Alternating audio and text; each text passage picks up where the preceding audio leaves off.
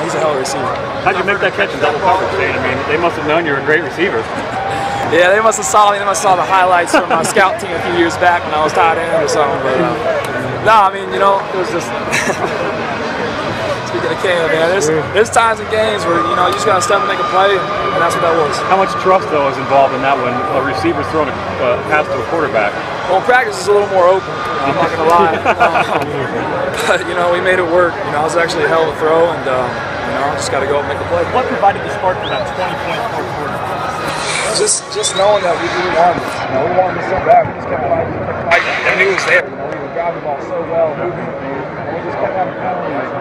Things are second down. We just kept fighting. Eventually, we got over those things. Offensively, you get the 3 now. You guys get over on their side of the field. What kind of momentum do you guys get?